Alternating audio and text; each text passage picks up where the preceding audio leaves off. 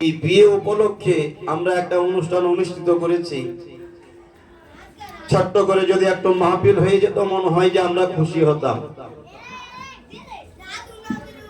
বন্ধুত্বর খাতিরে বলেন, মহব্বতে বলেন, কথাটাকে না করতে না পেরে আজকে আপনাদের মাঝখানে ছুটে আসা হয়েছে, যার ফলে আজকে এই নামাজের ঈশার নামাজের পরে পরে একের পর এক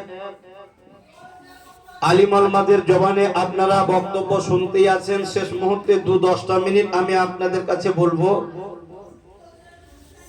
আর নিকাহ মিন সুন্নতি, নিকাহ হলো সুন্নত। আর এই নিকাহকে উপলক্ষ করে আজকের মাহফিল। আর এদিকে আপনাদের অত্র গ্রামেরই জনাব হাফিজ তাওকির রাজা সাহেব বড় মেহনত করে ফের পোস্টারও করে দিয়েছে, বুঝলেন। হঠাৎ করে দেখছি এশার নামাজের আগে যে ওনার পোস্টার এই শাদী উপলক্ষে।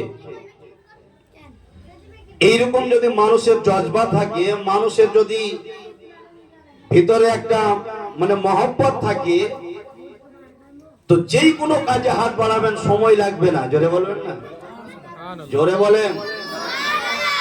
কারণ আপনাদের ব্যাটারি চার্জ ফুল আছে, হ্যাঁ না? আপনারা আওয়াজটাকে কম করবেন না। লোকে যতগুলোই আছে এখানে সব ফুল পাওয়ারের আছে, হ্যাঁ, সব ফুল পাওয়ারের আছে। আর এটা হচ্ছে জগন্নাথপুর, আর এখানে আজকের মাহফিল হচ্ছে জান্নাতি বাগানো ভরপুর। জোরে বলেন। এইরকম মাহফিল যেন প্রত্যেকটা বাড়িতে মানানো হয়। আমরা আজকে এখানে শুরু করলাম, যেন এটা শেষ পর্যন্ত চলতেই থাকে। কি হুজুর? কারণ এইরকম মাহফিল হয় কালিয়াচকে, এইরকম মাহফিল হয় আপনার এই যে কি বলে রায়গঞ্জ, রাসাখোয়াতে, শোলপাড়াতে। শুধু আমাদের অত্র এলাকা কি বলছে এটা, আবাদপুর বিহারে শুধু এটা হতো না, মিলাদ মাহফিল ছোট্ট করে হতো, কিন্তু আজকে বড় প্যান্ডেলের ভিতরে হচ্ছে, হ্যাঁ। সব থেকে বড় খুশি, যার ফলে এখনো পর্যন্ত যারা বাহির থেকে আওয়াজ শুনছেন, আপনারা মেহেরবানি করে একটু ভিতরে চলে আসুন। কারণ এখানে শুধু আমাদের শিখতে হবে যে আদব। এই যে আমরা বিয়ে বাড়িতে যাচ্ছি, মানুষ মানুষকে মানে না, মানুষ মানুষকে সম্মান দিতে পারে না।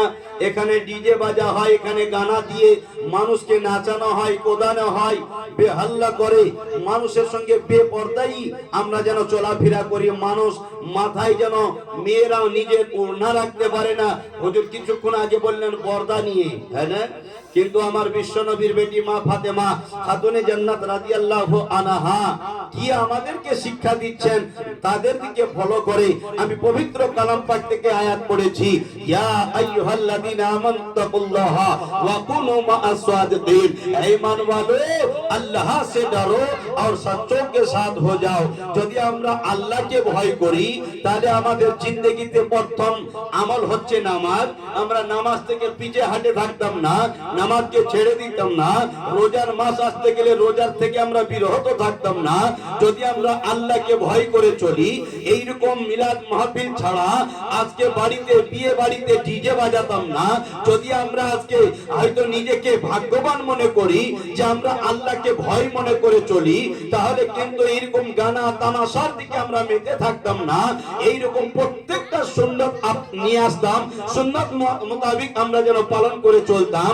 তাহলে কিন্তু যেখানে আল্লাহ এবং আল্লাহর জিকির হয়, ওই জায়গাতে আল্লাহর রহমতের বৃষ্টি অসংখ্য হয়। এইরকম মাহফিলগুলোকে যখন সাজানো হবে, এখানে রহমত ঝরবে। আর এইখানে যদি ডিজেটাকে বন্ধ করে দেওয়া হয়, গানা বন্ধ করে দেওয়া হয়, যেন তামাশা বন্ধ করে দেওয়া হয়, বেপরদেগি যদি বন্ধ করে দেওয়া হয়, খোদার কসম ওই জায়গা যেন জায়গা থাকে না, ওই জায়গাগুলো জান্নাতের টুকরোতে পরিণত হয়ে যায়। জোরে বলো, আরো জোরে। তাহলে আমাদেরকে পরিবর্তন হতে হবে, না? নিজেকে পরিবর্তন করতে হবে। আমাদেরকে হতে হবে সর্বপ্রথম নামাজি। কারণ যখন আমাদের বাড়িতে বিয়ে বাড়ির অনুষ্ঠান হয়, ছেলে মেয়ের যখন নিকাহ পড়া হয়, ওই সময়টা হচ্ছে সুন্নত মোতাবিক, তাই না?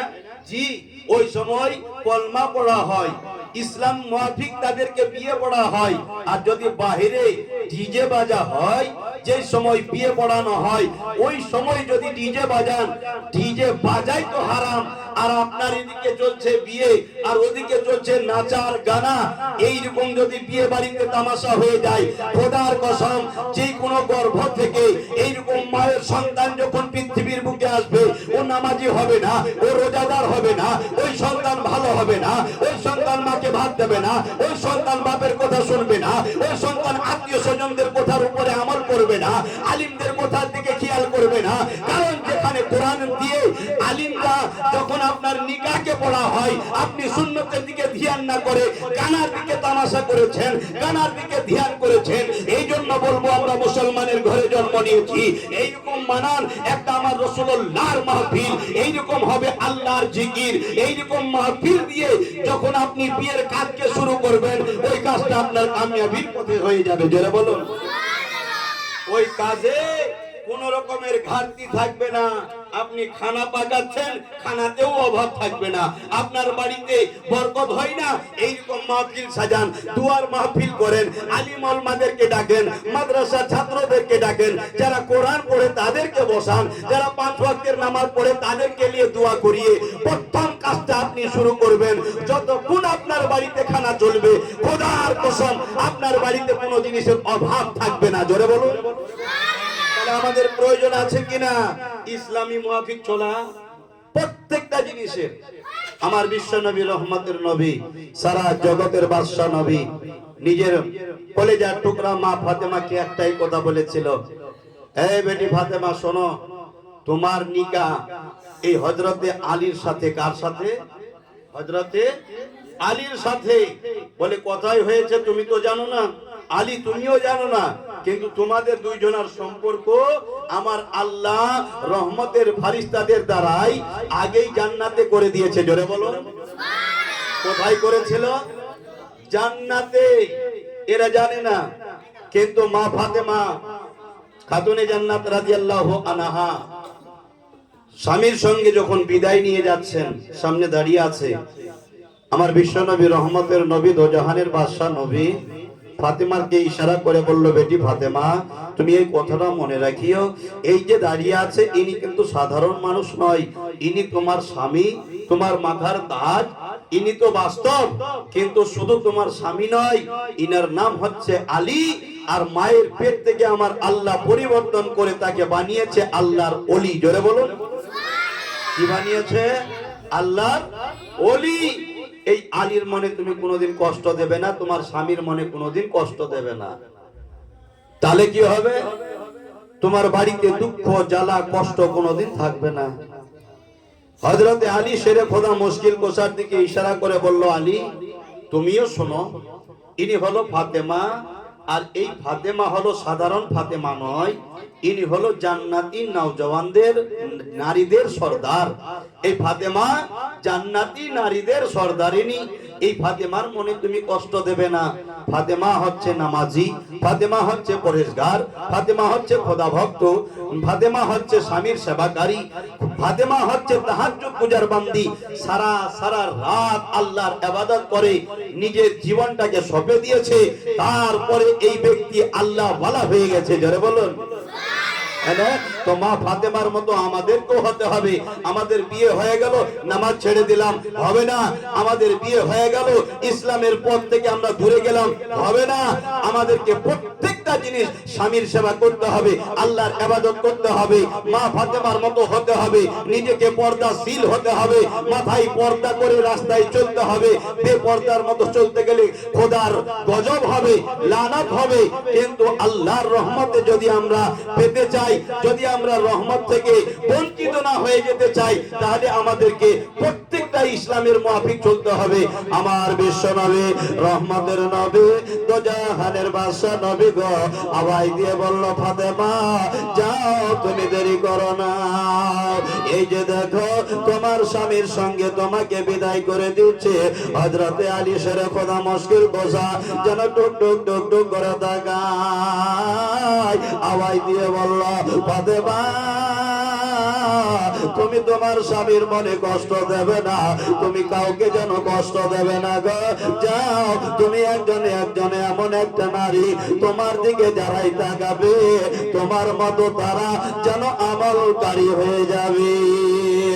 এই জন্য ফাতেমা যাও, তুমি মনে কষ্ট নেবে না। ফাতেমার মনটা খুব ভালো নাই। ভালো হবে কি করে? কেন যে 5 বছর বয়সে মা হারিয়ে দিয়েছে রে বাবা। আমার বিশ্ব নবী, রহমতের নবী, সারা জগতের বাদশা নবী মা ফাতেমাকে যেন বিদায় দিচ্ছে। আব্বাকে সালাম করলো, বাবাকে সালাম করলো, এবার যেন স্বামীর সাথে বেরিয়ে যাচ্ছে। হঠাৎ করে আব্বা জানের কথাটা যেন মনে পড়ে গেল। বলে আব্বা গো, আমি তো চলে যাব গো আব্বা, কিন্তু সব থেকে আমি দুঃখিত। কেননা 5 বছর বয়সে আমি নিজের মা হারিয়ে দিয়েছি।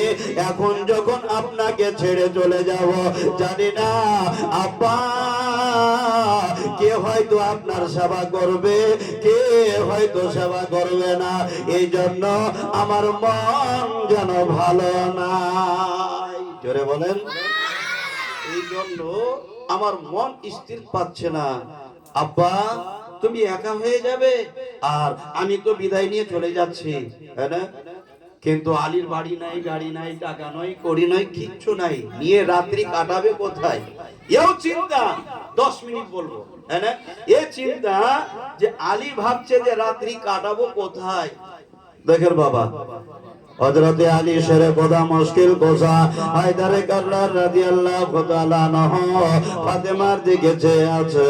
ফাতেমা যেন আলীর দিকে চেয়ে আছে। আওয়াজ দিয়ে বলল, ফাতেমা আজকে যেন আমাদের বিয়ে হলো, আজকে তো আমরা দুইজন মিলে যাচ্ছি, ঠিকই আছে, আমার আল্লাহর হুকুম হয়ে গেছে, দুইজন মিলে তো চলে যাব, কিন্তু একটা কথা বলতে চাই। কি কথা? বলে আজকে গিয়ে রাত্রি খানা কোন জায়গাতে কাটাবো, কোথায় গিয়ে বাসর মানাবো, এই জন্য মনটা খুব একটা ভালো নাই।